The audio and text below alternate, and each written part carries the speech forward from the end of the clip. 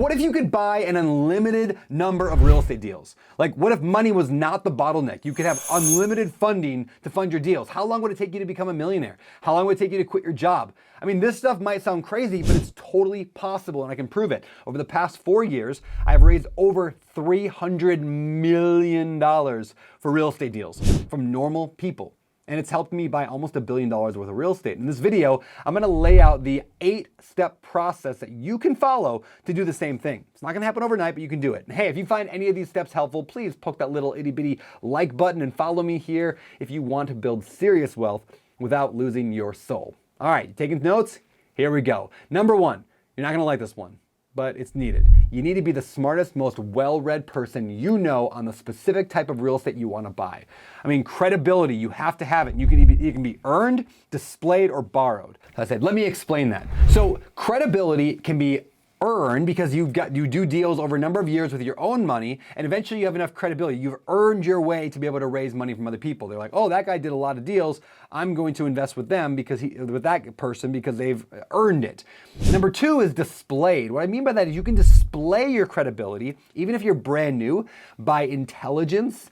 And by showing your systems and your processes, you can explain to people how good you are and how smart you are and how worthy you are of their money, or it can be borrowed. Borrowed credibility means you are attaching yourself to somebody else. Maybe you go find somebody to partner with and they have the credibility, but because you're partnered with them, you're borrowing their credibility. And so you can either earn it, you can display it, or you can borrow it. But either way, the better track record you have, the better ability you have to raise capital. So I know people don't like to hear that. They just want me to give them a shiny, like, oh, just go to the website and they'll give you unlimited money. It doesn't quite work like that. However, it is possible if you're new to raise money. You just got to be able to either earn it, display it, or borrow it to build that track record and get people interested in funding you. All right, number 2, you need to start building your network. Now, what I mean by that is the potential people out there who would maybe give you money. I mean, I want you to think of real estate investing for a minute, like raising money as a funnel, right? Think of a funnel. You put oil in your car, right? There's a wide funnel at the top, it goes down to the bottom, a little bit comes out. So imagine this. If there were 5 people that went into your funnel that were wealthy enough to be able to fund you, how many of them would actually fund you someday? Maybe 1, maybe none. What if you had 50 people that went into your funnel? There's probably a lot more. Let's say only 1 in 5 are ever gonna give you money. So you have 5 people in your funnel and 1 will give you money. Okay, great. If you had 50 people, well, now you've got 10 people that will give you money. What if you had 500 people? What if you had 5,000, 50,000, 500,000? The reason I've been able to raise so much capital over the last few years is because A, I had the credibility. I actually worked for a decade before I went publicly raising money online. Now, I raised money from family and friends in that time because I borrowed credibility, I earned it, displayed it, all that good stuff. But I really, when I started scaling up my raising of capital, it's because I had a track record and then I had a large online network. Now, I had a large network in real life too, but let me just tell you, online network, it's so much larger. Now, how do you build an online network? What do I mean? Am I just talking Facebook? Well, maybe. Facebook's a great option. Instagram, any social media is where people are following you. They're watching what you do. So the key is, how do you get people to follow you who have money? Well, understand, a lot of people have money. I mean, money's a lot of people have good jobs. They make $200,000, $300,000, $400,000 a year. How do you get in front of those people online? By teaching. That's what I did. I was on the Bigger Pockets podcast for a decade. I taught a lot of people how to invest in real estate without asking for anything. Gary Vaynerchuk has a great book called Jab, Jab, Jab, Right Hook. And the idea is you punch, punch, punch, punch, little punches to people. And then when you need something, you can hit that right hook. And it's that's when you ask.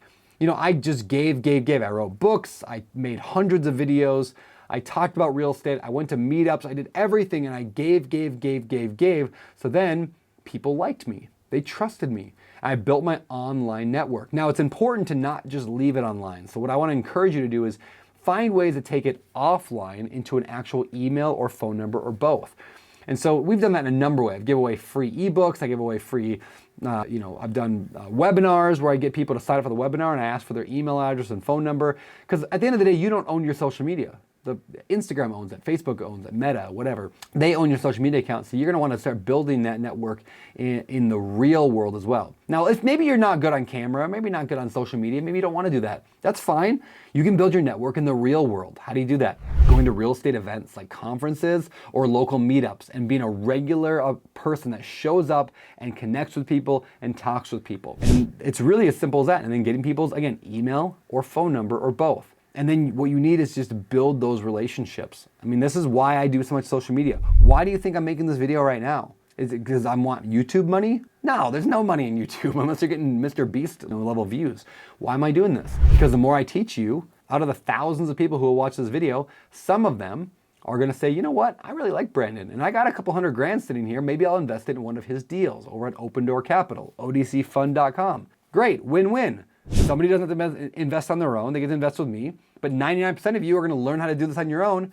Great, win-win. Some of you might join the Better Life Tribe, which is the tribe that we run for accountability. It's an accountability mastermind. Great, all that money goes to charity. Now I'm helping charity. So by building my online network, whether it's YouTube, Instagram, Snapchat, I don't care, but think of it like a funnel. The more people in, the more people out. Number 3. You have to actually have solid deals, and that requires a process to secure those deals on a regular basis. What do I mean by that? At Open Door Capital, we typically will look at 100 deals before we make an offer on maybe 10 of them, and maybe one of those will turn into an actual property, like that we want to buy. It's a massive funnel, just like when finding investors. Finding deals is a massive funnel, because when you're raising money, you have to get better deals than you were doing on your own. Does that make sense? Because now you're splitting the pot. If you want to make anything, your investor has to make money and you have to make money. So you need better deals. And that requires a process. Again, the process I typically teach starts, it's like, I call it the luck funnel. It's like L-U-C-K. L stands for lead. You have to get lots of leads in, and you have to have a strategy for getting leads that nobody else is getting, or at least not many people are. If you're just trying to buy a house that's sitting on the market on the MLS, you're gonna have a harder time doing that.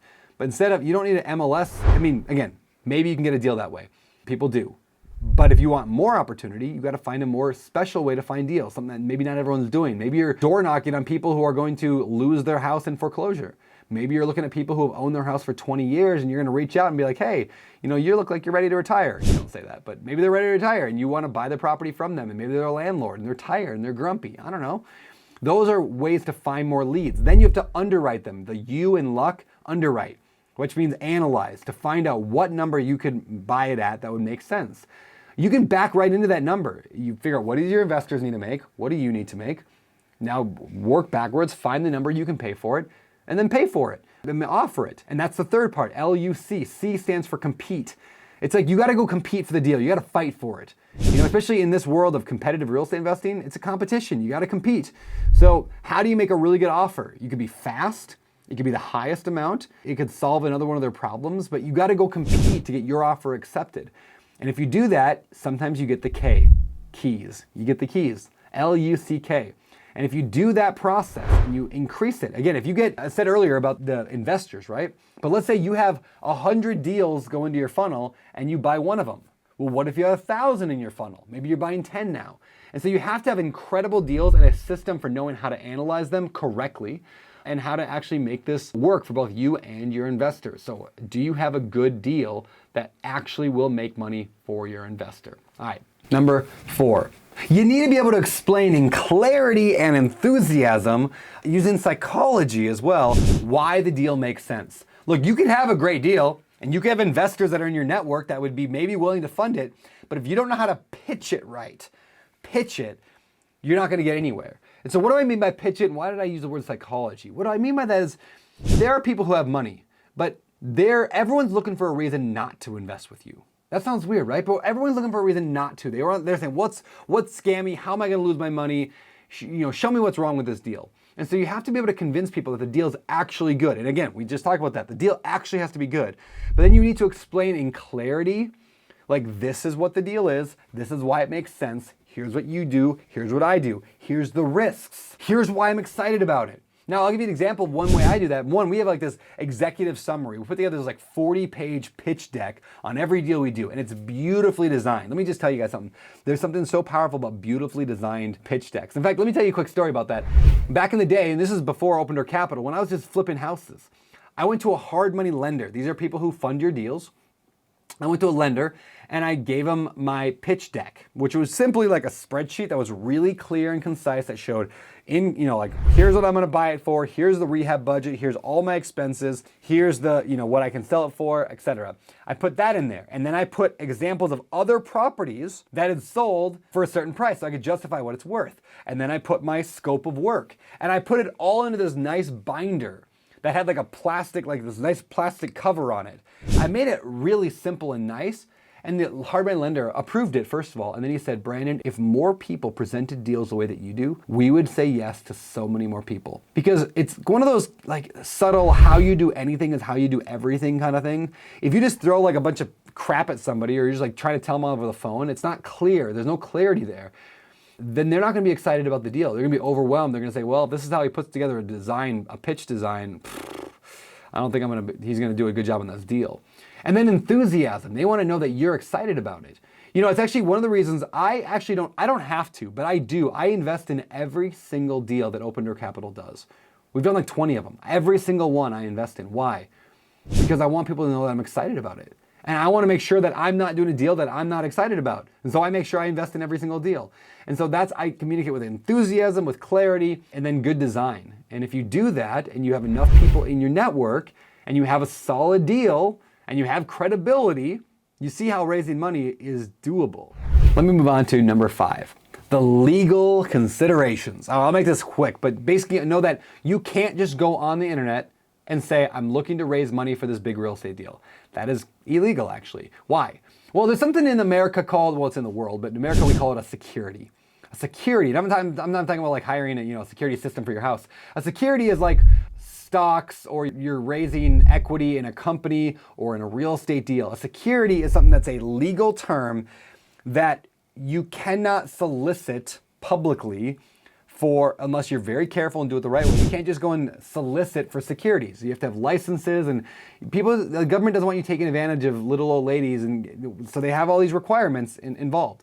That's what I'm talking about legal. Now, how do you raise money then? Well, like friends and family, people in your network, funding a single family deal or a duplex or whatever, like you do it in conversation. That's totally fine. You can just have a conversation, but just publicly blasting it on your Instagram that you're raising money, usually not a good idea. Now, you might be wondering, well, Brandon, how do you do it then? Because you might see me, I post stuff all the time about deals that we're raising for. It's because there are exceptions. There are ways to legally do it, but it is not free. It takes about $20,000 to set up a syndication the way that I do it. And I do a very specific one, a specific kind. It's called a 506C. Now, I don't want to get too much in the weeds here, but the way that I do it is I can only take money from investors who are what we call accredited, which means wealthy. It means they make $200,000 to $300,000 a year or more, or they're a millionaire. The government allows those people to invest with me, and in exchange, I can publicly talk about it. But I have to file the right paperwork, and I have to do a lot of legal things that takes a lot of attorney money to get done. So just be careful with the legal considerations. Don't just go out there and blast it. You're looking to raise money. What you want to do is build relationship with people and connect with them and talk with them. There is ways to invest in real estate, to raise money, I should say, from non-accredited investors, people who aren't wealthy, but it does require, again, different ways to break that down. So make sure you're following the right rules, get a good attorney who can help you with that, and then just make sure you don't break any laws. All right, number 6, make it easy for investors before, during the investment, and after. What I mean by that is, make it easy for investors, make it an easy pitch deck to look at, make it an easy website to go to learn about it, make it clean, simple, they should never be confused. What return they're gonna get, that should be simple. Everything to make it really easy. Think about like, if you were trying to explain this to a 5-year-old, how would you explain the deal? I know that sounds weird, but like, they want to understand it simply. People don't have 5 hours to dig into your presentation. Make it easy for them. Make it an easy website you can go to. In fact, when we raise money, we use a company called InvestNext. They make it really easy. They just log onto our website. There's a little login button. It's simple. Hold their hand during it. Make it real simple. Tell them what's coming up. Walk people through it. Hey, when you're going to wire the money, you're going to go to this bank. You're going to wire it here. Here's your wiring information. Make sure you call me ahead of time so there's no scams or anything weird. Make sure we verify it before you actually send the money. Make it easy for them. And then after the process, once they're actually into the deal, make it easy for them. Communicate regularly with them. In fact, that moves over to the next point I'll make is number 7, over communicate. Tell them everything that's going on, the good, the bad, the ugly. It's hard to say when things go bad. Sometimes things go bad. We have deals right now. We've got dozens of deals right now in play. Most of them are great, but some of them have challenges. Some of them we have government problems. The county doesn't like us doing something, or we have a hurricane and that hurts some properties. Those things aren't fun to tell investors, but we're honest about it. We're like, hey, we're all in this together. If you're investing with me, or you have investors investing with you, we're all in it together. They're big boys and big girls that are investing alongside us. We want to be transparent. So over communicate. Let people know what's good, what's bad, and what you're doing to fix the bad things. And that leads to number 8.